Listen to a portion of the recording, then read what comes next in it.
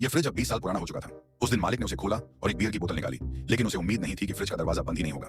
मालिक ने यह देखकर उसे जोर से कई बार बंद करने की कोशिश की, पर तभी हैंडल टूटकर हाथ में आ गया। फ्रिज बहुत डर गया, उसे लगा मालिक अब उसे फेंक देगा।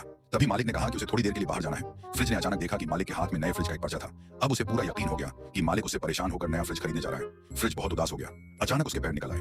उसने प्लग निकाला, दरवाजा खोला और लड़खड़ाते हुए घर छोड़कर चला गया। वह नहीं चाहता था कि मालिक उसे अपने इस पुराने और टूटे हुए रूप में देखे।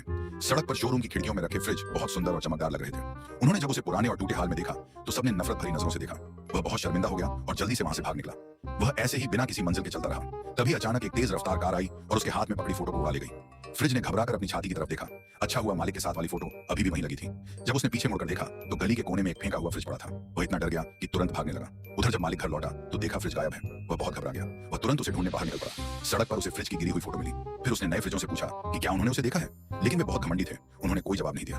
अच्छा हुआ कि एक राइस कुकर ने चुपके से दिशा बता दी। दूसरी तरफ फ्रिज रोते हुए कबाड़ खाने पहुंच गया। वह अकेला झूले पर बैठा था और बहुत दुखी महसूस कर रहा था। उसने मालिक के साथ वाली फोटो निकाली, एक बार देखा और फिर आसमान की तरफ उछाल दी। तभी पीछे से मालिक ने फोटो पकड़ ली। उसने फोटो फिर से फ्रिज पर लगा दी। फिर पूछा, तुम घर छोड़कर क्यों चले गए? फ्रिज ने मालिक की जेब में रखा पर्चा दिखाया। मालिक ने पर्चा निकाला और अगला पन्ना पलटा। असल में वो फ्रिज के लिए नया हैंडल खरीदने गया था। उसने नया हैंडल फ्रिज पर लगा दिया। गलतफहमी दूर हो गई और फिर दोनों पहले की तरह खुशी खुशी साथ रहने लगे।